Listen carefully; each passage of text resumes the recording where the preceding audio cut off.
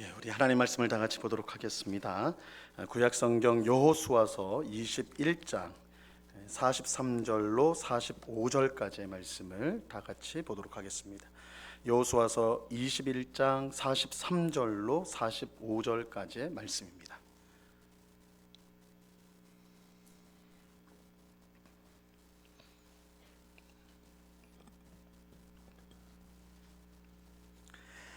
여호수아서 21장 43절에서 45절까지의 말씀, 우리가 한 목소리로 하나님의 말씀을 다 같이 읽겠습니다. 시작. 여호와께서 이스라엘의 조상들에게 맹세하여 주리라 하신 온 땅을 이와 같이 이스라엘에게 다 주셨으므로 그들이 그것을 차지하여 거기에 거주하였으니 여호와께서 그들의 주위에 안식을 주셨으되 그 조상들에게 맹세하신 대로 하셨으므로 그들의 모든 원수들 중에 그들과 맞선 자가 하나도 없었으니 이는 여호와께서 그들의 모든 원수들을 그들의 손에 넘겨 주셨음이니라. 여호와께서 이스라엘 족속에게 말씀하신 선한 말씀이 하나도 남김이 없이 다 응하였더라. 아멘. 오늘 수요 성경 공부에 오신 우리 모든 성도님들을 진심으로 환영합니다. 우리 앞뒤 좌우에 있는 우리 성도님들 같이 반갑게 인사하겠습니다. 사랑합니다. 축복합니다.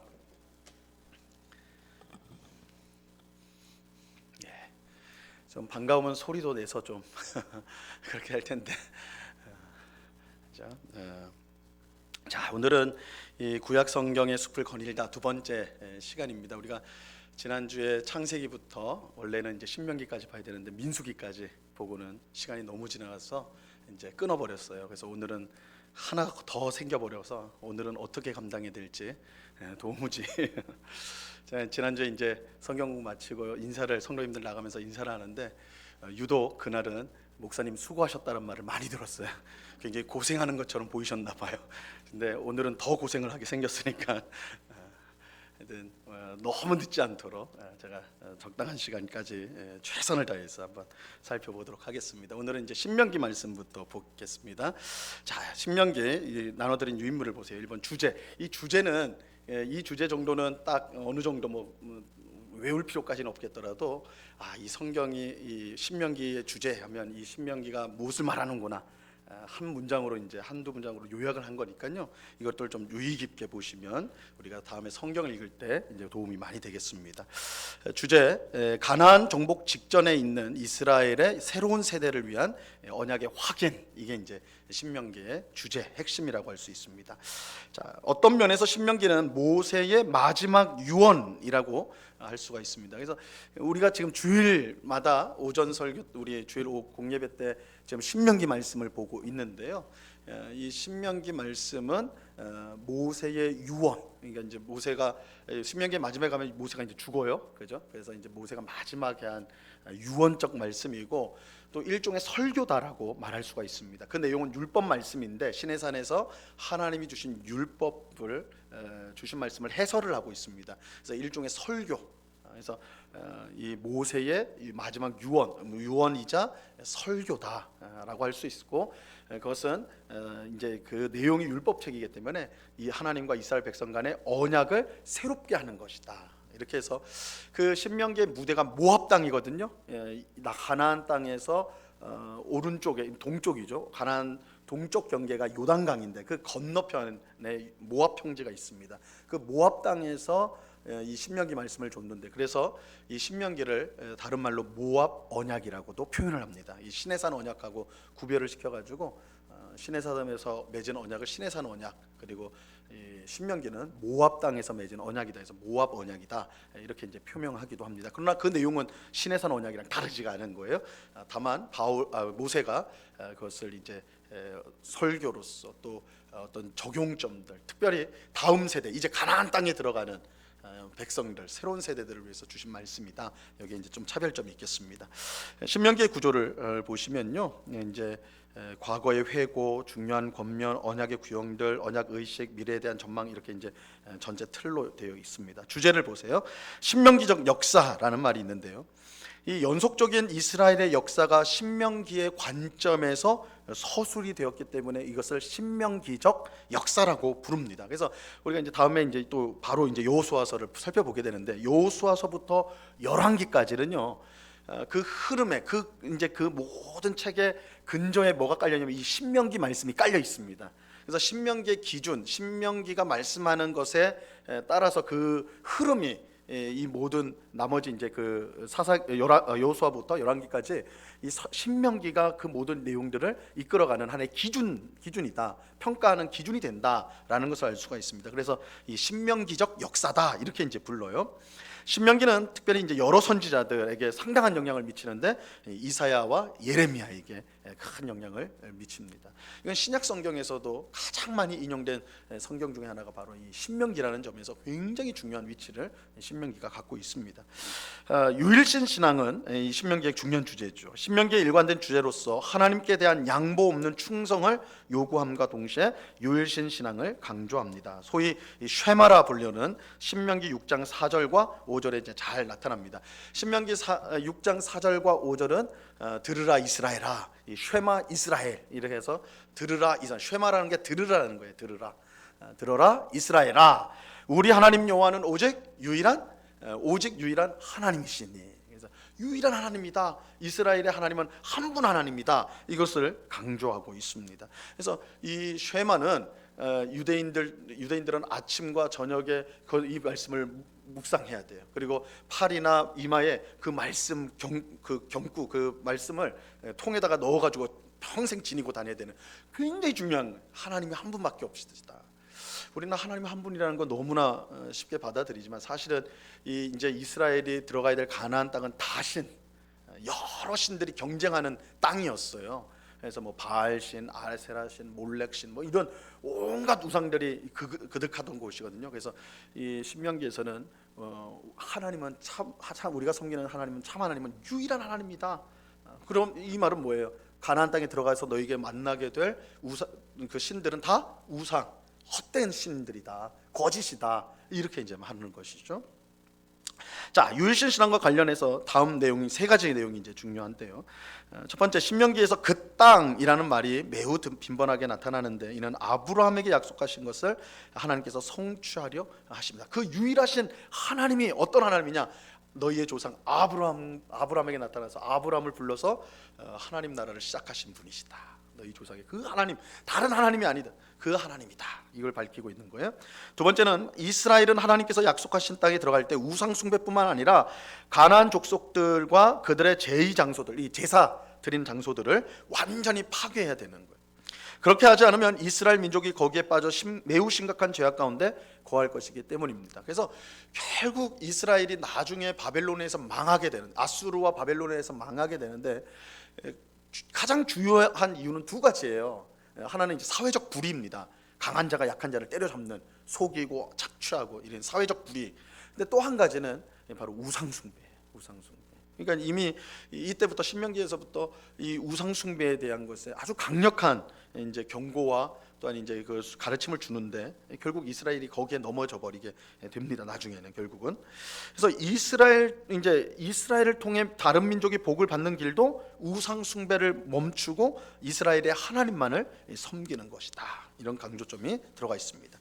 다음 페이지에 보시면요, 3번, 하나님은 중앙 성소에서 정기적으로 예배를 드리도록 명령하신다. 그래서 이 신명기 12장에 보면 이제 하나님께서 자기 이름을 두실 한 곳에서 예배를 드리도록 이렇게 이제 강조를 합니다. 자, 이런 명령이 반복이 되는데, 하나님께서는 가나안의 우상들처럼 여러 곳에 흩어져서 예배할 수 있는 그런 존재가 아니라는 것을 보여주기 위함이야. 그러니까 반드시 한 곳에서만, 그러니까 예루살렘에 이제 나중에 성전이 세워지죠. 이 말씀 이제 신명기 말씀에 따라오는 건데, 근데 이것은 하나님께서 그 딱 한 장소에만 계실 수 있다 이런 의미가 아니라, 이 우상 숭배라는 것이, 이 우상 숭배의 본질은 사람의 탐욕입니다. 신약 성경에서 사람의 탐심 곧 우상 숭배라고 그러잖아요. 자기가 원하는 곳, 자기가 원하는 때에 신을 불러내는 게 우상 숭배예요. 거기에 대해서 하나님은 아니다 그러는 거예요. 예배의 가장 기본적인 요소는 하나님이 정하신 식대로 드리는 거예요. 그러니까 성경에서 가르치는 예배는 하나님이 정하신 식대로예요. 그러니까 우리가 은혜 받고 우리가 좋고 우리가 이렇게 하면 좋겠습니다 해서 만들어낼 수 있는 게 예배가 아니라는 것입니다. 성경에서 가장 중요한 것은 하나님이 정하신 식대로 예배하고 하나님을 섬겨야 된다. 이게 가장 기본적인 거거든요. 그래서 이제 신명기 12장에서 하나님께서 내 이름을 두실 그곳에서 예배를 드려야 된다, 제사를 해야 된다, 이렇게 말할 때는 단순히 하나님은 한 곳에만 계신 분이다. 그래서 지금도 우리가 예배드리고 또 기도하고 하면 무조건 예배당으로 와야 된다, 이런 의미가 아닙니다. 하나님은 어느 곳에나 계세요. 우리의 가정에도 우리의 일터에도 어느 곳에나 계십니다. 다만 이 신명기에서 이렇게 강조하는 이유, 한 곳을 강조하는 이유는 우상 숭배와의 구별점을 주기 위해서, 가나안 땅의 우상 숭배의 구별점을 주기 위해서 그렇게 강조하고 있다는 것을 기억하셔야 됩니다. 신명기는 무엇보다 종교적 혼합주의를 경계합니다. 그래서 여호와는 오직 한 분 하나님이시기 때문에 다른 신들과 함께 섬길 수가 없습니다. 제가 몇 번 설교를 했지만 이스라엘 백성들이요, 하나님을 버린 적은 없어요. 주일날 교회 안 나가지는 않았단 말이에요. 우리식으로 하면 나갔어요. 문제는 월요일에는 바알신한테 갔어. 화요일에는 아세라신, 아들 딸 낳게 해주는 아세라신한테 갔어. 또 어떤 중요한 일이 있으면 몰렉이라는 신에게 갔어. 그러니까 그렇게 혼합적인, 하나님도 섬기지만 하나님도 사랑하지만 다른 우상도 사랑하는 이런 종교적 혼합주의가 이스라엘 백성의 큰 하나님 앞에 죄였습니다. 그러니까 그들은 한쪽으로는 우리는 하나님 잘 섬겼는데 왜 그러지? 이렇게 될 때 그들의 진정한 이 범죄는, 하나님 앞에 심판을 받는 것은 섞어버렸다는 거예요. 하나님과 우상을 같이 섞어버리는 그런 일을 했다. 신명기는 거기에 대해서 경고를 하고 있는 것입니다. 자, 내용은 한번 돌아가셔서 보시고요. 신학적 메시지를 보세요. 시내산에서 맺어지고 모압 평지에서 갱신된 하나님과 이스라엘 간의 언약은 통일되고 단합된 백성으로서의 이스라엘을 가정하고 있습니다. 이스라엘이 통일된 존재라는 점은 이 백성의 일원들을 온 이스라엘이라, 또 형제들 이렇게 부른다는 점에서 이제 잘 반영이 되어 있습니다. 그래서 이 신명기에는 온 이스라엘 이런 표현이 많이 쓰여지는데, 이 이스라엘이 하나의 통일체, 한 단위로서 묘사된다는 거예요. 이 교회도 마찬가지, 하나의 교회가 있을 뿐이지 교회가 막 다양하게 있는 게 아닙니다. 하나. 또 이 책은, 신명기는 이스라엘의 언약의 하나님, 즉 이스라엘을 자기의 신비스러운 사랑으로 선택하신 분의 선도적인 주권성을 강조한다. 그래서 하나님께서 이스라엘을 선택한 것은 너희가 큰 민족이기 때문이 아니다. 오히려 너희는 모든 민족 가운데 작은 자다. 그러니까 별 볼 일 없는 민족이라는 거예요. 그런데 그런 이스라엘을 하나님이 택하셨다. 왜? 이거 하나님의 주권적인 선택을 강조하는 거예요. 하나님의 주도적. 그러니까 여러분, 구원이 성경, 하여튼 창세부터 요한계시록까지 성경에서 말하는 구원, 우리를 선택하심, 구원의 그 모든 주도권은 하나님께 있습니다. 우리가 뭔가 하나님 앞에 잘 보였기 때문에, 잘할 것처럼 가능성이 있기 때문에 하나님이 우리를 선택한 것이 아닙니다. 하나님의 주도적인 선택으로 우리를 선택하시고 구원하셨다. 이게 이제 신명기에서 강조되고 있습니다. 또 신명기는 하나님의 이름을 21번이나 언급을 하고 있는데요. 그런데 이렇게 이제 하나님의 이름이 함께한다, 그 뜻은 뭐냐면 하나님에 있어서 자신의 이름을 어떤 장소나 국가에 둔다는 것은 그들이 그의 소유라는 것을 의미하는 것입니다. 그래서 성경에서 이름은요, 부르는 호칭 정도가 아닙니다. 그 존재 자체예요. 그래서 성경에서 이름은 굉장히 중요한 의미를 갖습니다. 그래서 성경에 보시면요, 하나님께서 어떤 사람을 불러서 그 사람을 변화시킬 때에 가장 분명한 증표로, 이 사람이 변화됐다는 증표로 하시는 일이 뭐냐면 이름을 바꾸는 거예요. 그래서 아브라함을 아브라함으로 바꾸죠. 야곱, 움켜쥐는 자, 남의 뒷발을 잡는 자, 야곱인데, 야곱이란 말이 다 움켜쥐다는 뜻이거든요. 하나님을 만나고 하나님과 씨름을 하죠. 그래서 완전히 변화되거든요. 뭐라고 줘요? 이름을 이스라엘이라고 줘요. 그건 존재가 바뀌었다는 거예요. 이 이름이란 건 그 존재를 말하는 거예요. 그 존재. 그래서 신명기에는 이름, 내 이름을 둔다, 내 이름이 함께한다, 이런 표현들이 나오는데, 그 이름을 둔다는 것은 그것이 하나님의 소유다. 이 이름이 하나님 자신을 뜻하는 것이기 때문에. 그래서 신명기서의 하나님의 이름은 하나님의 함께하심이라는 개념을 축소하거나 수정하기보다 하나님의 진정한 함께하심을 그의 완전한 속성 속에서, 그리고 그가 자신의 이름을 둔 백성에 대한 언약적인 헌신 속에서 확인을 시켜준다 이렇게 되고요. 마지막 단락 보시면 신명기에서 하나님의 말씀은 권위적이고 또한 기록이 된 것입니다. 이 책에 나오는 하나님의 말씀은 언약 아래에서의 삶을 통치하는 기록된 문헌일 뿐만 아니라 또 모세 및 그에 계승하는 사람들의 권위 있는 설교자이자 가르침입니다. 이 신명기는 그런 가르침으로써 이스라엘 백성들이 언약 아래서 어떻게 살아야 되는가 이것을 기록한 가르침으로써 주어진 것이다 이렇게 봅니다. 다음 보시면요. 전통적으로 비평학계에서는 이스라엘의 예배를 위한 한 장소의 선택을 보통 예배를 예루살렘에 중앙화시키려는 요시아의 노력과 관련된 것으로 여겨왔다. 이 요시아 왕 때에 이제 나중에 한번 열왕기서나 보시면 요시아 왕 때에 율법책을 하나 발견해 가지고 종교 개혁을 일으켜요. 그 안에서. 근데 그때 이 율법책의 학자들이 뭐냐? 신명기 말씀일 거다. 이렇게 추론을 합니다. 그런데 그래서 이제 좀 어려운 말인데 비평학이라는 것은 하나님 말씀을 하나님 말씀대로 읽지 않고 이거는 사람의 산물이다, 문화적 산물이다 이렇게 생각하면서 성경을 연구하는 사람들을 말하는 거예요. 그래서 이 요시아 때에 이 신명기가 발견됐다 이렇게 생각을 하면서 그러면 이거는 요시아 왕 때 누군가 이 신명기를 쓴 게 틀림없다 이렇게 생각한다라는 거예요. 그러니까 우리는 모세가 이 말씀을 썼다라고 우리는 그렇게 믿는데 비평학자들은 그렇지 않고 훨씬 후대에 종교 개혁을 그 요시아 왕 때 종교 개혁을 지지하기 위해서 아니면 근거를 마련하기 위해서 신명기 말씀을 후대에 모세의 이름을 빌려 가지고 한 거다 이렇게 이제 주장을 한다라는 거예요. 그래서 그 가운데 이제 이 신명기 내용 안에 예루살렘에서만 예배를 드려야 된다. 이게 이제 성전에서 예배드려야 된다. 이 내용들이 그래서 나오는 거 아니냐 이렇게 이제 주장한다는 거죠. 근데 우리는 그렇게 생각하지 않고요. 신명기 12장이 대비시키고 있는 것은 제가 방금 전에 말씀드린 대로 가나안인들이 자신들의 예배초로 선택한 다수의 장소들과 하나님이 선택하시는 곳 사이의 대비. 그러니까 우상 숭배자들은 자기가 원하는 장소, 자기가 원하는 시간에서 막 한단 말이에요. 근데 참 하나님을 섬기는 것은 하나님이 정하신 식대로만 예배드려야 된다. 이 구분을 해주기 위해서 이 신명기가 이 부분을 강조하고 있다. 우리는 그것을 그렇게 이제 받아들인다는 것입니다. 자, 신명기에 나오는 인과응보 신학을 인과응보라는 것은 원인이 있고 결과가 있는 걸 인과응보라고 그러죠. 내가 잘못하면 맞고 잘하면 칭찬을 받는 상을 받는다. 이게 인과응보입니다. 신명기 27장과 28장에 가면 언약의 축복과 저주를 선언하는 내용들이 거기에 이제 나오게 되는데 거기는 하나님의 말씀을 온 마음과 뜻과 정성을 다해 잘 지키면 하나님 복을 주신다는 거예요. 그래서 우리가 굉장히 좋아 사랑하는 말씀이다. 나가도 복을 받고 들어와도 복을 받고 누워 있어도 복을 받고 길거리를 가도 복을 받고 뭘 해도 복을 받고 이 말씀 너무너무 좋아하는 말씀이잖아요. 이게 신명기에 있던 말씀이에요.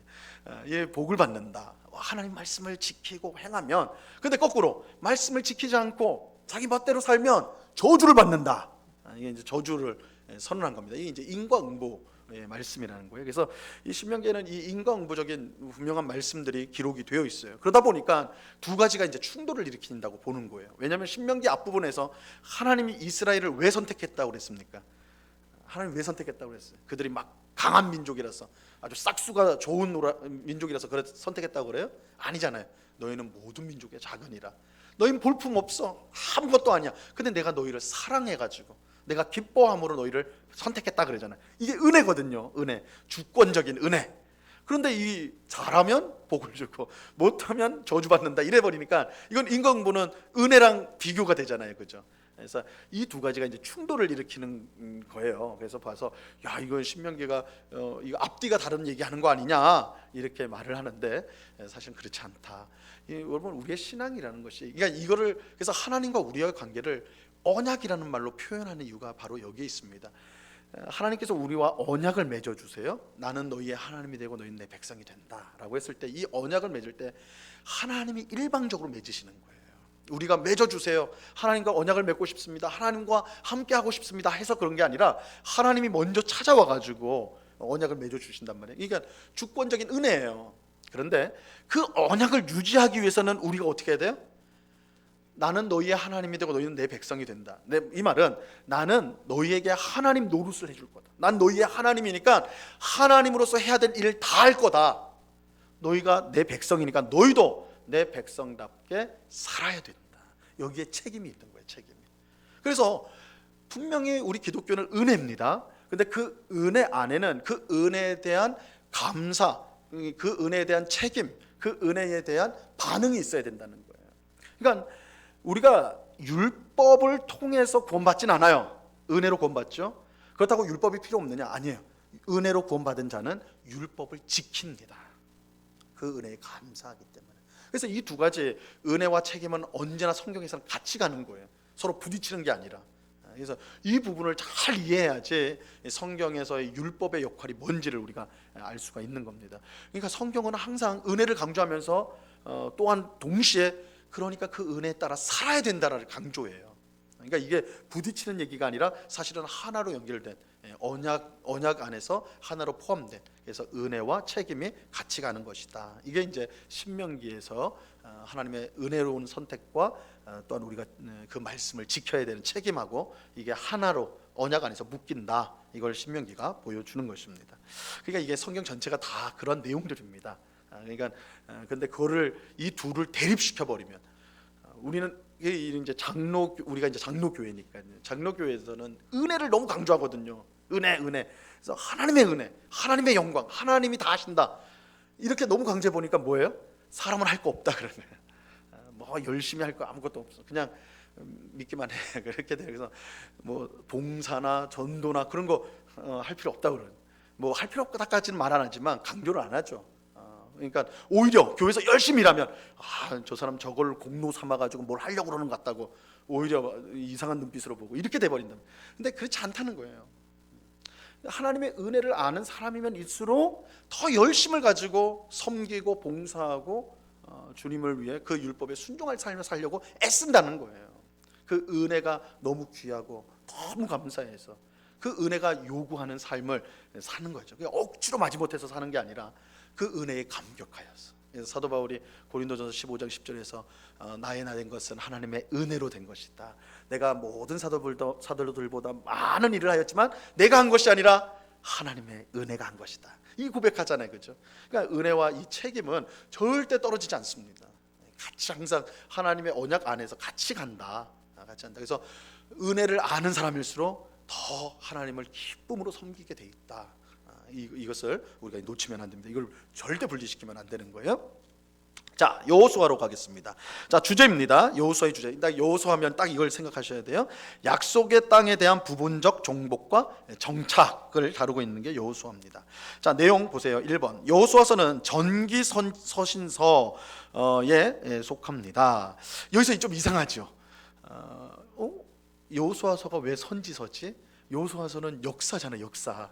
이 여호수아가 이스라엘 백성들을 이끌고 가나안 땅에 들어가서 여리고성, 아이성 막 전쟁하면서 땅을 분배하는 이야기잖아요. 그거 다 역사 이야기지.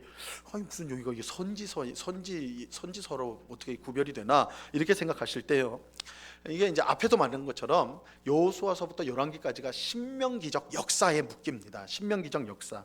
그래서 선지서로 구분되는 이유는 하나님의 관점에서 이스라엘의 역사가 현재와 같이 된 과정과 이유를 설명하려는 목적으로 기록이 되었기 때문에 그래요. 이게 단순한 역사가 아니에요. 이스라엘의 역사는 그러니까 여호수아 사사기 마찬가지예요. 단순한 역사를 가르쳐 주기 위한 책이 아니라는 거예요. 하나님의 말씀이 어떻게 성취되어 가는가. 그러니까 하나님의 관점에서 하나님의 뜻이, 하나님의 구원 계획이 어떻게 이루어 가는가를 그 관점에서 설명을 하고 있기 때문에 다분히 이게 선지자적 관점이죠. 선지자들은 모든 역사가 하나님의 말씀대로 이루어진다라고 선포하는 사람이 선지자니까. 그래서 이 여호수아서가 역사서지만 이 선지서에 포함되는 이유가 바로 그렇습니다. 그래서 선지서로 이제 되어진다. 그래서 여러분들 우리가 여호수아서를 읽을 때에 그냥 역사적 사건, 야 여리고성에서는 이렇게 싸웠구나, 아이성에는 이렇게, 이 정도만 얻으면 안 된다는 거예요. 이 하나님의 관점에서 하나님이 이 일을 기록하셨을 때 하나님의 뜻이 무엇이고 하나님께서 어떻게 역사를 이끌고 가시고 성취해 가시는가, 그것에 관점을 두고 읽으셔야 된다. 그런 이유인 것입니다. 또 신명기적 역사라고 부르는 이유는 신명기의 강조점을 그대로 수용하고 있기 때문입니다. 그래서 신명기 강조점이 뭐냐? 박스 안에 들어보세요. 거짓 신들에 대한 하나님의 전쟁, 땅에 대한 하나님의 약속, 모든 형태의 우상 숭배에 대한 배격, 유일하고 참되신 하나님에 대한 충성, 이것이 이제 신명기에서 아주 강조되는 내용이거든요. 이게 여호수아에서도 마찬가지로 강조가 되고 있다. 그래서 이 초점을 가지고 여호수아서를 읽으셔야 된다는 거예요. 그러면 내용들이 정확히 들어오게 됩니다. 자, 여호수아서는 아래 네 부분으로 나뉘어지게 됩니다. 그건 참고해 주시고요. 3번 후대의 관점에서 기술. 여호수아서에는 가나안 민족들이 여전히 남아 있을 때 기록된 것처럼 표현이 되옵니다. 그래서 무슨 표현이 나오냐면 오늘까지 거기 있더라. 어떤 족속과 싸웠어요. 그런데 오늘까지 그 족속이 다 사라진 게 아니라 거기 있더라. 이렇게 이제 표현이 되고 있어요. 이를 통해서 아직 이루어지지 않은 일을 상기시켜주고, 왜냐하면 가나안 땅에 있는 모든 이방 민족을 다 몰아내야 되거든요. 정복하고 몰아내야 되거든요. 근데 아직 남아 있단 말이에요. 그러니까 미완이에요. 아직 완성되지 않았어요. 그래서 이제 과거에 하나님께서 우리 가운데 어떻게 역사하셨는가, 여리고성을 하나님이 어떻게 정복하게 하셨는가, 이 이야기, 이런 것 이야기를 통해 가지고 지금 남아 있는 그 족속들을 싸워야 되고 몰아내야 된다는 것을 이제 이거를 상기시켜 주는 것이죠. 예, 다음 장 넘어가서 거룩한 전쟁입니다. 여호수아서는 하나님의 거룩한 전쟁에 참여할 것을 말씀하십니다. 그래서 이 구약 성경에서 중요한 주제 중에 하나가 하나님은 어떤 하나님이냐? 용사예요. 그래서 강한 용사이신 여호와, 이게 이제 구약 성경의 중요한 주제입니다. 출애굽 때부터 시작해서 하나님이 언제나 이스라엘 앞서가시면서 전쟁을 하세요. 싸우세요. 그래서 하나님이 강한 용사가 되어서 싸우시는 강한 용사이신 여호와고, 또 그 전쟁은 하나님이 싸우시니까 당연히 거룩한 전쟁이 되는 것입니다. 그래서 그 이제 내용들이 여호수아서에 나오는데, 특별히 여리고 전투는요, 이 가나안 땅에 들어갔을 때 첫 번째 전투가 여리고성 전투죠. 이건 하나님의 전적인 개입이 있었던 전쟁이에요. 이건 이스라엘 백성들이 한 일은 뭐였습니까? 하루에 한 번씩 여리고성을 돌고 마지막 날은 7바퀴 돌고 소리 지르는 게 다예요. 와, 그런 게 다예요. 그러면 하나님께서 어떻게 했습니까? 성을 무너뜨리시잖아요.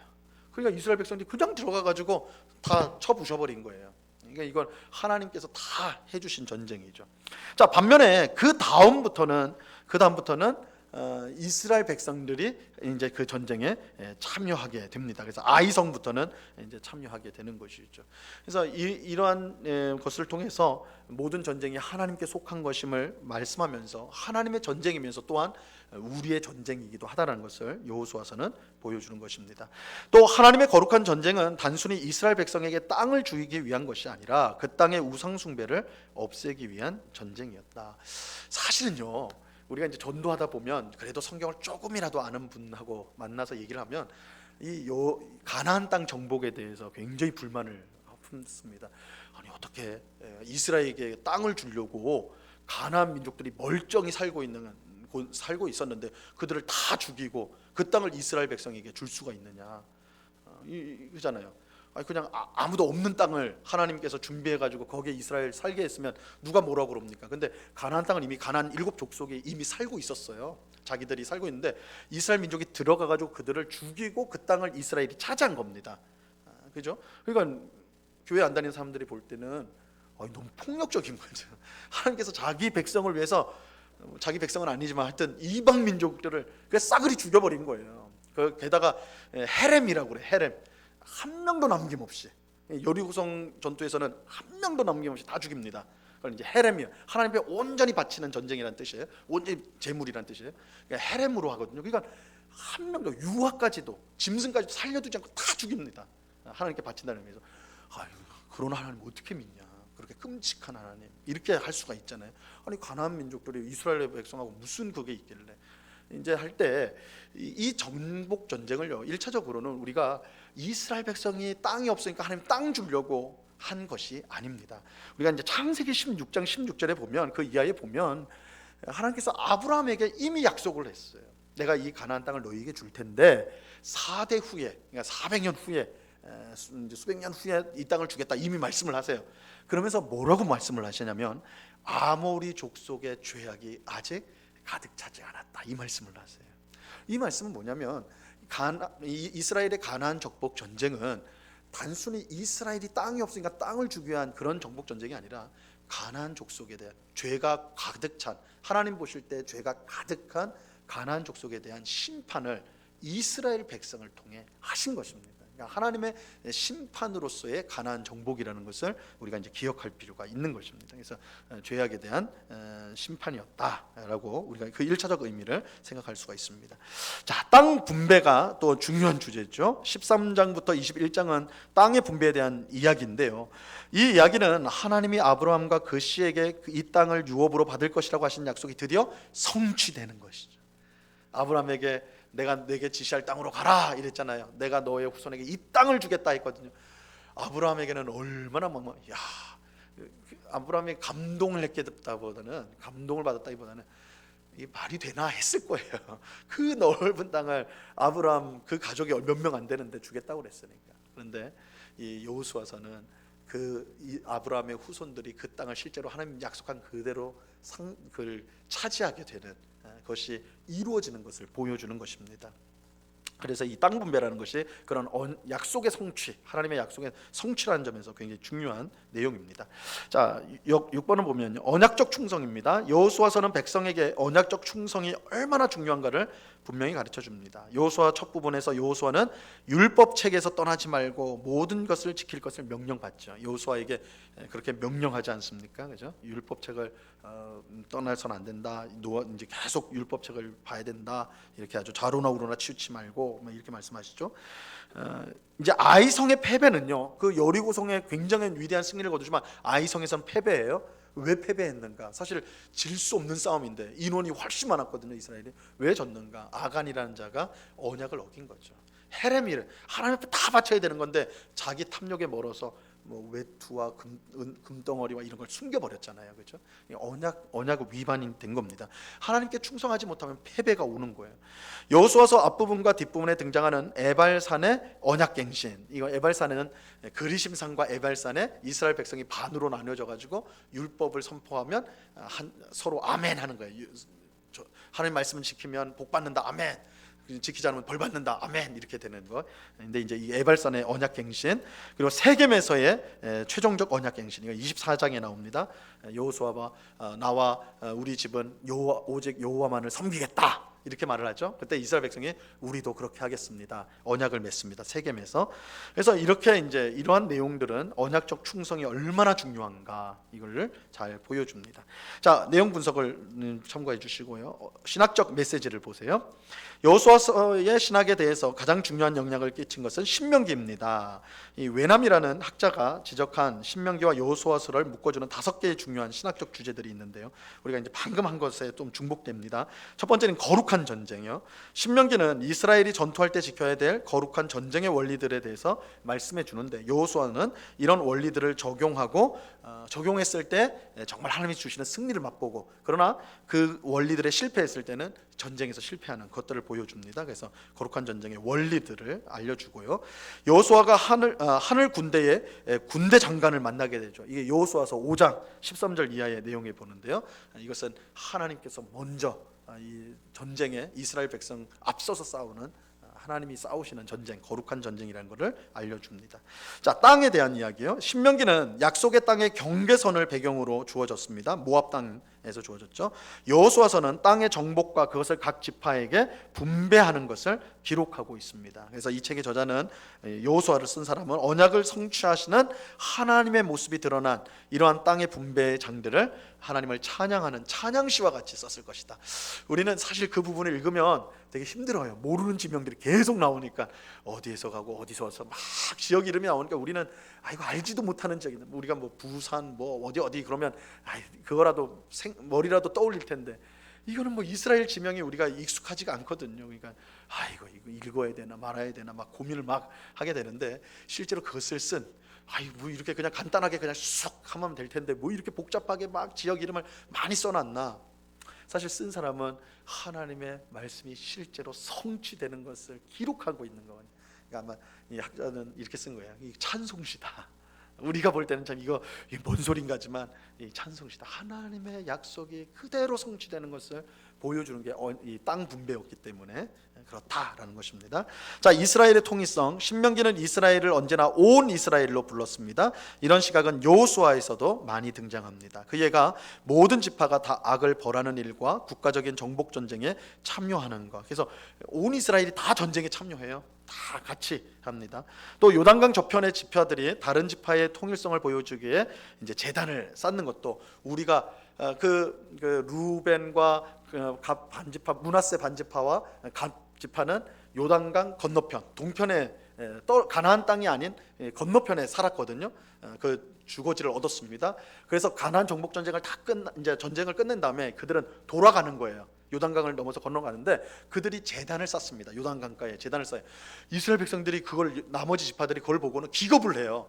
왜냐하면 제단을 쌓으면 이거 우상숭배잖아요. 그러면 큰일 나는 거예요. 이건 전쟁이라도 해야 되는 거예요. 그래서 몰려가 가지고 너희들 왜 그랬냐? 그랬을 때 이 세 개 지파가 하는 말이, 만약에 우리가 지금은 우리가 서로를 잘 아니까 우리가 한 이스라엘이라고 되지만 세대가 흘러가지고 나중에 우리 후손들은 가나안 땅하고 우리가 가나안 땅 밖에 있는데 혹시나 너희가 우리를 모른다, 우리 후손들을 모른다고 할까봐 우리가 같은 이스라엘 민족이라는 걸 보여주기 위해서 제단을 쌓았다. 이렇게 이제 해가지고 화해를 하게 돼요. 이것은 이스라엘의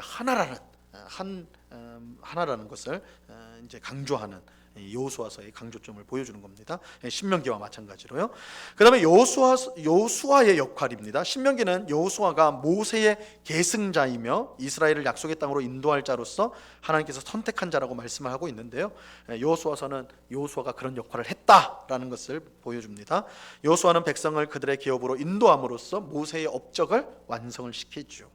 이 백성은 여호수아를 모세의 계승자로 인식을 하게 됩니다. 자, 언약입니다. 최근의 학계는 신명기가 여러 측면에서 고대 근동의 왕들과 나라들의 조약들과 유사하다는 것을 인정하게 되었습니다. 신명기는 그 자체가 율법책이라고 하는데 이 하나님과의 언약책이라고 할 수가 있습니다. 여호수아는 이 언약책, 그러니까 언약 아래서의 삶을 보여주는데 관심이 있다. 이 책은 모세의 계명들이 행위 규범으로서 역할을 어떻게 하고 있는지를 보여줘서 이 국가의 역사에서 모세의 율법이 얼마나 중요한 권위를 갖고 있는가, 이 언약이 얼마나 중요한가를 보여주는 게 여호수아서의 강조점이라는 것입니다. 자, 이제 사사기로 넘어가겠습니다. 이 사사기의 주제는요, 자기 백성과 맺은 언약을 끝까지 지키시는 하나님과 이와 대조적으로 언약적 충성에 계속적으로 실패하는 이스라엘의 절망적인 상태와 타락의 심화가 이제 사사기의 주제입니다. 그래서 그러니까 사사기를 보면 참 답답합니다. 답답한 게 하나님은 끝까지 포기하지 않으려고 하는 거예요. 그것도 답답한 노릇이에요. 그죠? 좀 막 반항하고 계속 말 안 듣고 막 이러면 좀 이거 나 끝내버린다 이래야 될 것 같은데 하나님은 포기하지 않으세요. 물론 혼내긴 하지만 포기하지 않으세요. 근데 그런 이스라엘 백성은 또 왜 답답하냐면 끝까지 나쁜 짓으로 해요.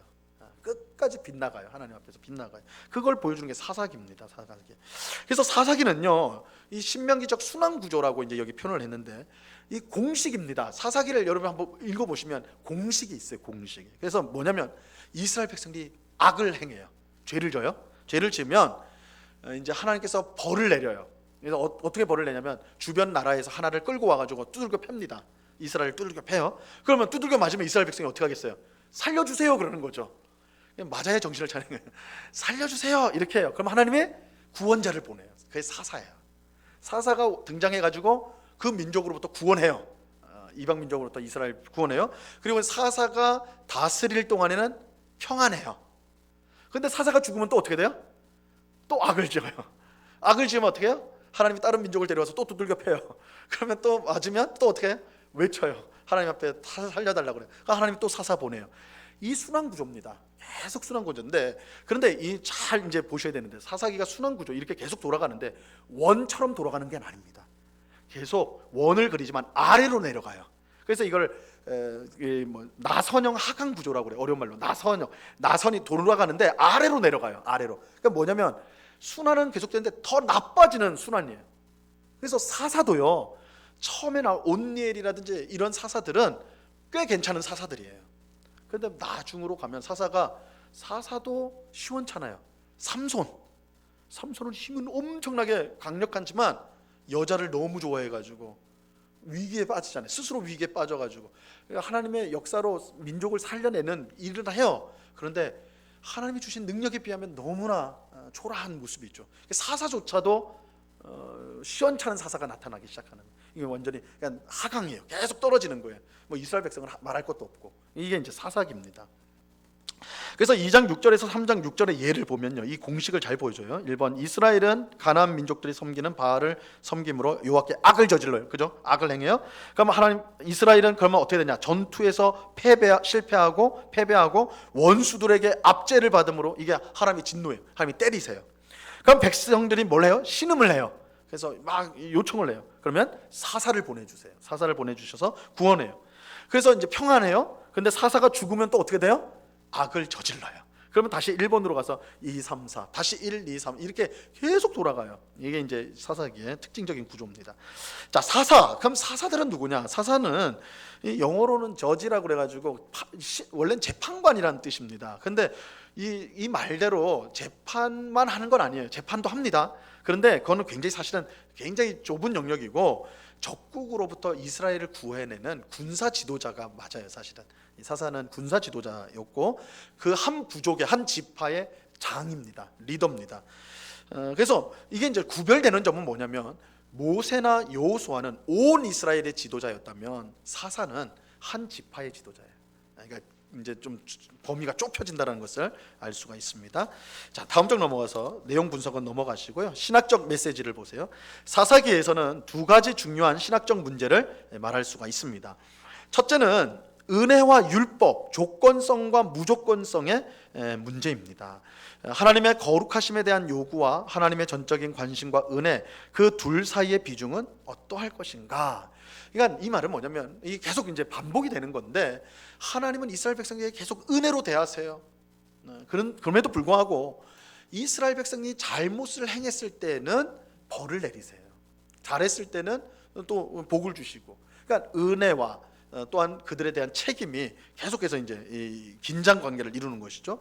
그래서 사사기가 제공하고 있는 것은 조직 신학이 아니라 관계의 역사다, 이 말을 써요. 관계라는 것은 굉장히 역동적이라는 말인 거죠.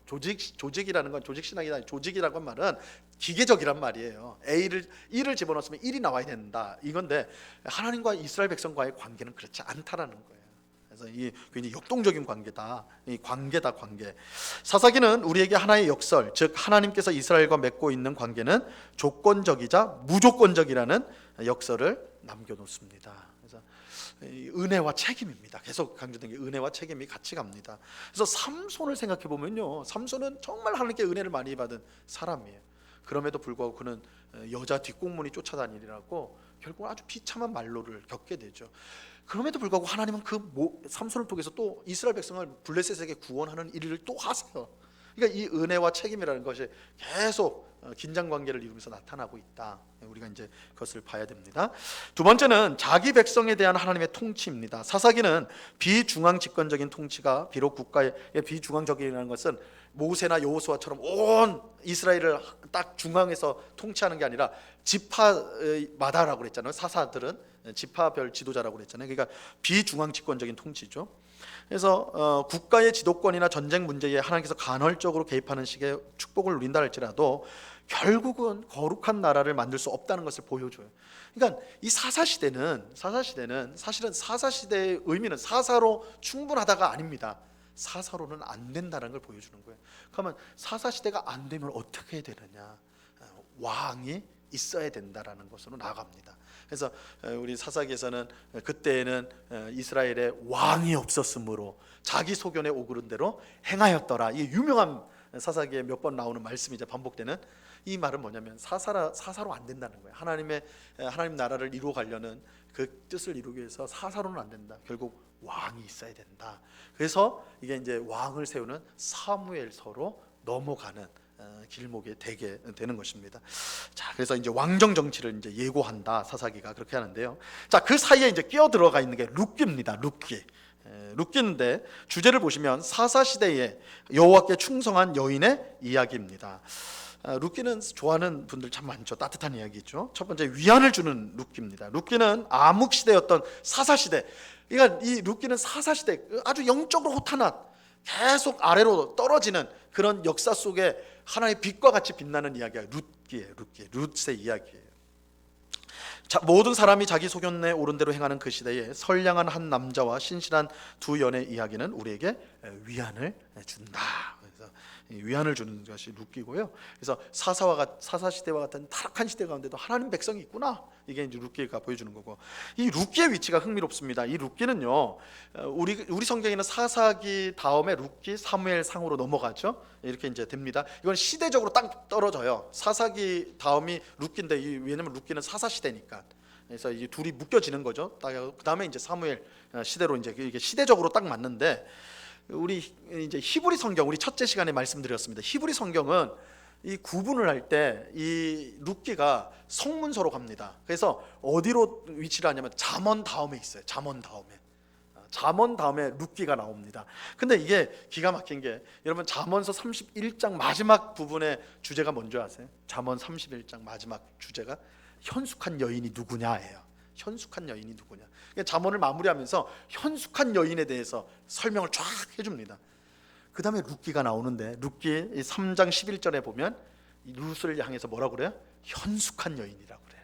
현숙한 여인. 그러니까 이게 딱 떨어맞히죠. 잠언서에서 현숙한 여인이 누구냐 하면서 쫙 설명해놓고 그 진짜 실예 룻이라는 거예요. 룻. 그래서 룻기를 붙여놓습니다. 이게 히브리 성경에서는 그렇게 이제 엮었고요. 근데 우리 성경은 70인경 성경을 따르고 있기 때문에 이 사사기와 사무엘상 사이에 이제 위치를 하고 있습니다. 시대적으로 위치를 시켜버렸어요. 자, 사랑 이야기로서 이 룻기는 분명 사랑 이야기입니다. 룻과 보아스의 사랑 이야기죠. 그러나 단순히 낭만적인 남녀의 사랑 이야기는 아닙니다. 이 사랑 이야기는 이스라엘을 향한 하나님의 사랑을 보여줍니다. 하나님의 사랑은 나오미에 대한 룻과 보아스의 사랑과 배려를 통해, 또 나오미와 룻에 대한 보아스의 사랑을 통해 표현됩니다. 이 나오미는 룻의 시어머니죠. 룻기는 보통 룻과 보아스가 주요 인물로 등장하지만 두 주인공입니다. 하지만 전체의 가장 핵심적인 주제는 의외로 나오미입니다. 나오미가 굉장히 핵심적인 인물이라고 할 수가 있어요. 이 나오미는 이방에서 텅 빈 상태가 되었으나, 나오미가 이제 자기 남편과 두 아들을 데리고 시돈 말론 그 아들 데리고 그 모압으로 가잖아요. 기근이 들어가지고 이 베들레헴에 기근이 들어서 넘어가거든요. 근데 거기 가가지고 잘 살려고 이민을 간 거예요. 쉽게 말해서 잘 살려고 아메리칸 드림을 꿈꾸면서 갔는데 쫄딱 망하잖아요. 남편 죽었죠. 두 아들 죽었죠. 남는 거랑은 두 며느리, 그것도 이방 며느리밖에 없는. 그래서 이 베들레헴에 다시 돌아올 때는 다 잃어버렸어요. 딱 하나, 룻만 따라왔어요. 룻만 자기를 따라왔거든요. 빈털터리가 돼서 왔죠. 그래서 완전히 텅 빈 상태였어요. 그런데 베들레헴에 와서는 텅 빈 상태로 왔는데 거기서 가득 찬 상태가 돼요. 가득 찬 상태. 이 보아스가 기업 물을 자의 책임을 맡음으로써 상속자가 없었던 나오미가 상속자를 얻게 됩니다. 여러분, 룻이 아기를 낳는데 그 아이가 나오미 아기가 되잖아요. 이거는 사실 우리 전통에서는 이게 뭔 소린가 할 텐데, 나오미 이제 대를 잇기 위해서 그렇게 이제 그 몫으로 며느리가 그 역할을 한 거예요. 그래서 나오미가 내 자식을 얻었다 그렇게 표현을 합니다. 그래서 나오미가 모든 걸 다 잃었던 나오미가 다 얻게 돼요. 상속자를 얻게 돼요. 그래서 불임 상태의 부끄러움을 싣고 유업을 계승하도록 회복이 되죠. 놀라운 것은 그 상속자가 메시아이신 예수님의 직계 조상이 된다. 그래서 룻기의 제일 마지막에 짧은 족보가 나오는데 제일 마지막에 다윗 이야기가 나옵니다. 그래서 사무엘상으로 다시 연결이 되는 겁니다. 자, 룻기에 나타난 언약적 요소. 룻기는 주인공들이 언약에 순종하는 모습을 이야기합니다. 이것은 이방 여인을 위해서 고의로 이삭을 흘려놓는 것, 기업 물을 자, 언약적인 혼인법을 통한 상속 등에서 나타나게 됩니다. 그래서 룻기 안에 보면 이 사사 시대라서 율법이 다 무시당했거든요. 근데 룻과 보아스는 다 율법을 지켜요. 율법을 지키는, 그러니까 언약에 충실한 삶을 보여줍니다. 그래서 룻기의 저자는 이스라엘 사람들이 대부분 하나님에 대한 믿음을 저버렸던 시대에 다윗의 조상들이 충실히 여호와를 섬기며 신실하게 살았다라는 것을 강조하는 데 관심이 있는 것입니다. 자, 5번 아브라함의 복에 참여. 하나님께서 아브라함에게 주신 복, 내가 모든 족속의 복이 되겠다. 예, 룻이 어떻게 참여하게 했는지를 보여줍니다. 룻은 이방인 출신이에요. 모압 여자니까요. 당연히 언약 백성과 거리가 먼 사람이었습니다. 그러나 룻은 당시 이스라엘 백성들이 저버린 언약적 사랑과 충성을 보여주는 삶을 살았습니다. 룻은 이스라엘 백성 하나님을 섬기기로 선택하고 그 민족의 일원이 되었습니다. 그래서 나오미가 그냥 너 고향으로 돌아가라 할 때 어머니 그럴 수 없습니다 하면서 뭐라고 하냐면 어머니의 하나님이 나의 하나님이 됩니다. 이 고백을 하거든요. 그러니까 하나님을, 이스라엘의 하나님을 자기 하나님으로 믿었어요. 그래서 따라온 겁니다. 그러니까 나오미에 대한 효심에서 따라온 부분도 분명히 있겠죠. 그러나 더 근원적인 것은 나오미의 하나님, 이스라엘 하나님을 자기 하나님으로 신앙을 고백을 하는 사람이 룻이었어요. 신앙적 이유로 왔던 겁니다. 그래서 이방인임에도 불구하고 이미 하나님 백성의 일원으로 들어왔다는 거예요. 나오미에게 하나님의 사랑을 보여주었죠. 룻이. 이러한 룻을 통해 장차 메시아가 나오게 되는 것은, 이거 참 놀랍지 않습니까? 모압 여인, 조상의 모압 여인이 있는 거예요. 예수님 족보에 모압 여인이 있는 겁니다. 모든 민족을 위한 복된 소식으로서의 복음을 예고하는 것이 룻기의 역할이다. 자, 신학적 메시지를 보시면요, 룻기는 언뜻 보기에 깊이가 없는 결혼 이야기로 보입니다. 그래서 윤리적 결론을 내리기가 쉬워요. 시어머니 잘못이면 복 받는다, 뭐 이렇게 내리기가 쉬운데, 근데 이것은 그 핵심을 잘못 본 것입니다. 할서 프린슬루라는 학자인데, 이 학자들이 주장한 건 뭐냐면, 이 책의 핵심적인 가르침이 하나님의 숨겨진 그러나 지속적인 섭리다. 그래서 이 룻기를 어떻게 해석해야 되냐면, 룻기는 기적이 없습니다. 룻기는 기적이 안 나타나요. 기적이 하나도 없습니다. 그런데 하나님의 강력한 손길이 있어요. 뭘로? 우연히 마침으로 통해서. 그래서 이 2장 3절에, 룻기 2장 3절에 보면요, 그 룻이 이 어머니하고 살려고 남의 밭에 가서 떨어진 이삭을 모아요. 근데 성경이 뭐라고 표현하냐면 마침 그 밭이 보아스 밭이다. 룻이 모르고 갔는데 마침 그 밭이 보아스, 기업 물을 줄 알고 친척 관계에 있는 나오미와 진짜 거기에 들어간 거예요. 마침. 그죠? 마침, 우연히 그렇게 되고, 그 다음 절에 보면 2장 4절에 보면 보아스가 마침 그곳에 왔다 이렇게 표현합니다. 그래서 룻과 만나요. 그러니까 우리가 볼 때는 우연히, 마침 이런 일들이 나요. 그죠? 근데 그 우연히와 마침은 그 뒤에서는, 그 배후에서는 하나님이 강력하게 룻으로 하여금 보아스의 밭으로 가게 하시고, 보아스로 하여금 룻이 그 밭에 왔을 때 그 밭에 오게 하는 하나님의 섭리가 그 속에 작동하고 있다는 것을 이 룻기가 보여주고 있다는 거예요. 그래서 우리가 하나님의 기적, 하나님의 직접 하는 역사를 기대한다고 할 때도, 하나님께서 우리가 눈에 보이는 그런 가시적 기적을 이용하실 때도 있지만, 그러나 우리 삶의 대부분은 이런 우연히와 마침을 통해 하나님의 섭리가 나타난다. 그래서 여러분, 우리 성도는 우연이 없어요. 마침이 없어요. 사실은. 그죠? 다 하나님의 섭리입니다. 섭리로 그걸 받아들이는데, 룻기가 그것을 아주 강력하게 보여주는 성경이다라고 할 수가 있습니다. 자, 사무엘서입니다. 주제는 사사시대로부터 왕정시대로의 전환을 보여줍니다. 자, 사무엘서는 정기 선지서, 이것도 선지서예요. 똑같이, 야, 이게 무슨 역사지 왜 선지서냐? 근데 객관적 역사 기술에 주목적을 두는 게 아니라 자기 백성에 대한 하나님의 관점을 제시하기 때문에 그렇습니다. 그래서 이 책에서는 이스라엘의 왕들과 함께 선지자들도 중요한 역할을 감당하고 있습니다. 사무엘서의 핵심적인 세 인물인데, 사무엘, 사울, 다윗. 사울, 다윗. 바울이 나올 리가 없는데 자, 사울, 다윗 이렇게 됩니다. 그래서 사무엘은 마지막 사사예요. 마지막 사사.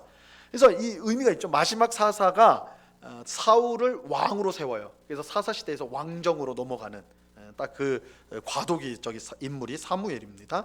그래서 사울을 세우고, 근데 사울이 1대 왕이지만 실패를 해요. 하나님 버리십니다. 그래서 사무엘이 다윗 2대 왕을 세우는데, 사실은 그가 참 왕이에요. 그래, 그를 세웁니다. 자, 과도기 이야기. 사도들의 간헐적이고 부분적인 통치에서 제도로 굳어지고 세습되는 왕정으로 이동이 됩니다. 그 과도기를 보여주고, 전형적인 근동의 왕을 닮은 왕, 이제 이스라엘 지역을 근동 지역이라고 그래요. 근동 지역이라고 하는데, 그 지역의 왕들은 아주 신과 같은 존재, 혹은 백성을 압제하는, 그게 왕의 전형적인 모습이거든요. 근데 그런 왕에서 여호와의 언약에 신실한 하나님의 통치를 실현하는 왕, 이게 다윗이죠. 사울과 다윗 이렇게 이제 이양되는 걸 보여줘요. 하나님의 이름이 거할 수 있는 중앙 성소가 없는 상태에서 예루살렘의 새로운 성소로 변화되는 것 보여줘요. 그래서 세 가지죠. 통치, 왕, 성소가 이양 바뀌어지는 것을 보여줍니다. 자, 4번 하나님의 현존의 장소에서 드리는 하나님께 대한 진정한 예배. 사무엘서 앞부분의 엘리 가문의 몰락은 그들이 성소에서 하나님께 드리는 제사를 멸시했기 때문입니다. 또 4장에서 7장까지 보면 이스라엘 백성은 하나님의 임재의 상징인 언약궤를 가지고 전쟁터에 나가죠. 언약궤가 있으면 하나님이 승리를 주신다 믿었기 때문에, 근데 오히려 뺏겨버리죠. 블레셋에게 뺏깁니다.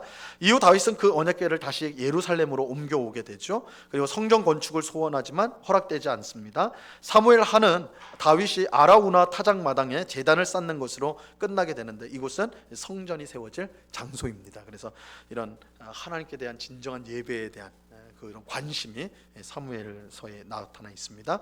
왕정과 언약적 충성의 긴장을 보시면요, 사무엘서에는 왕정 도입, 그러니까 왕이 통치하는 것을 사실은 부정적으로 봅니다. 이스라엘 백성들이, 장로들이 사무엘에게 와서 우리에게도 왕을 주세요 이렇게 했을 때 사무엘이 너희가 하나님을 버렸다 그렇게 표현을 해요. 그러니까 굉장히 부정적으로 하는 것이죠. 왜 그러냐면 사실은 이 왕을 구하는 자체는 하나님의 뜻에 벗어난 건 아니에요. 왜냐하면 신명기에도 보면 이미 왕에 대한 가르침이 있습니다. 너희가 왕을 세울 때 이렇게 해야 된다, 이게 있거든요. 그러면 왜 너희가 하나님을 버렸다 이렇게 했냐면, 이스라엘 백성이 원한 왕, 요구한 왕은 이방 왕과 같은 왕이었어요.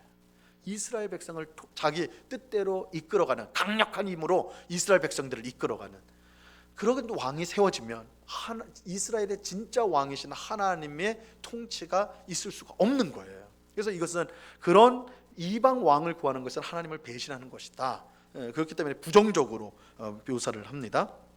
그래서 사실 사무엘서에서의 중요한 문제는 이스라엘의 왕이 있느냐 없느냐가 아니라 어떤 왕이냐가 중요한 거예요. 어떤 왕이냐.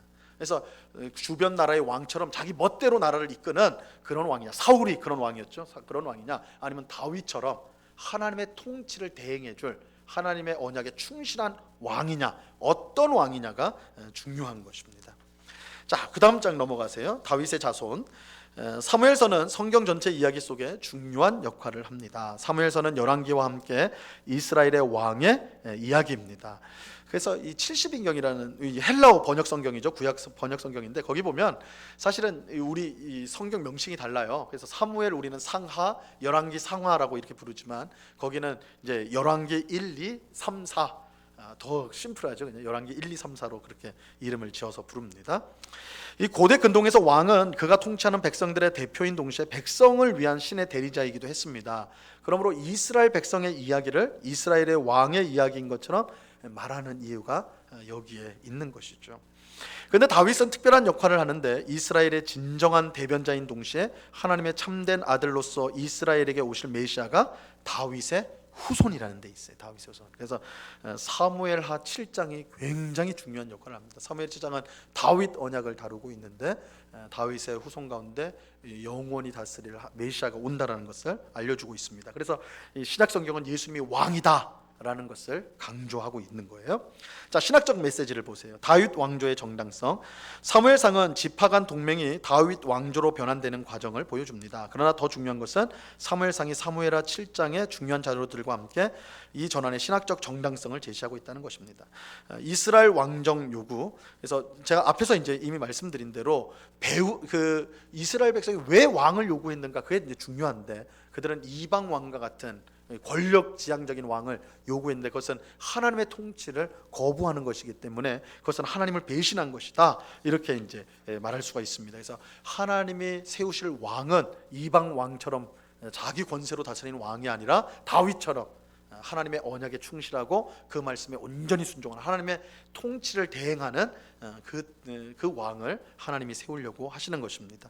그래서 다윗이 그런 사람이었고, 그 다음 장 보세요. 이 다윗 언약이 이제 나오는데 하나님께서 다윗과 맺으신 언약을 기록한 사무엘하 7장, 이 장은 굉장히 중요한 장입니다. 사무엘 7장은 사무엘서에서 신학적으로 가장 핵심이 되는 부분입니다. 월터 카이저라는 유명한 구약 학자인데요, 구약 언약이 4개의 중요한 요소로, 다윗 언약이 4개의 중요한 요소로 구성되어 있다고 말합니다.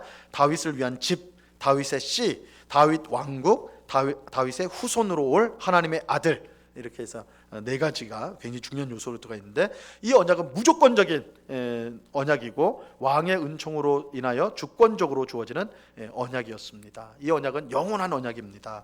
그래서 다윗 언약은요, 성경에 나타난 많은 신학적 사상의 토대가 되는, 그래서 예수님이 이 다윗 언약 가운데 오셨기 때문에 모든 성경의 많은 신학적인 토대가 되는 아주 중요한 장이죠. 그래서 우리가 이제 복음서를 보면 예수님을 다윗의 자손이요 라고 부르는데, 그 다윗의 자손이라는 게 단순히 예수님의 핏줄을 말하는 정도가 아니라 이 사무엘하 7장에 예언된 하나님께서 메시아 왕국을 세울 그 하나님의 아들, 다윗의 후손으로 올 메시아가 바로 예수님입니다 라는 고백이 그 속에 담겨 있는 게 다윗의 자손이란 말에, 죄의 영향입니다. 사무엘서에서 죄의 영향이라는 주제가 뚜렷이 나타납니다. 이는 잘 되어가는 인물과 점점 잘못되어가는 인물을 대조적으로 나란히 묘사함으로써 드러나는데요, 이들이 점차 악화되는 요인은 그들의 죄 때문입니다. 이 사울이 그러죠. 사울은 하는 짓마다 그 죄 때문에 점점 더 악수를 둬요. 잘못된, 계속 그 죄에 끌려가는 모습을 보여줍니다.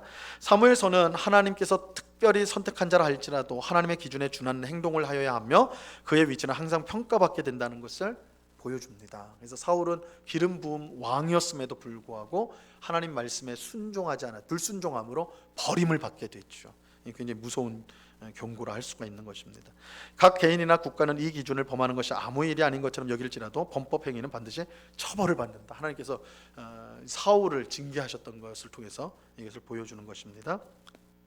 하나님의 주권, 왕정 및 죄의 영향에 관한 내용과 다윗의 업적에 관한 이야기를 통하여 도출되는 하나의 주제는 하나님의 주권입니다. 이 모든 것을 관장하는 분은 결국 하나님이시다라는 것이 분명하게 나타납니다. 오늘도 아쉽지만 여기서 끝내야 되면 더 했다가는 또 다음 주에 안 나오실 것 같아서 여기까지 하고 다음 주에 또 열왕기서를 하면 되니까요. 다음 주에 열왕기서 이렇게 아쉬움을 남기고 가는 게 좋죠. 기도하고 마치겠습니다. 하나님 아버지, 감사합니다. 구약성경 각 책들의 주요한 내용들을 함께 살펴보는 시간을 가지고 있습니다.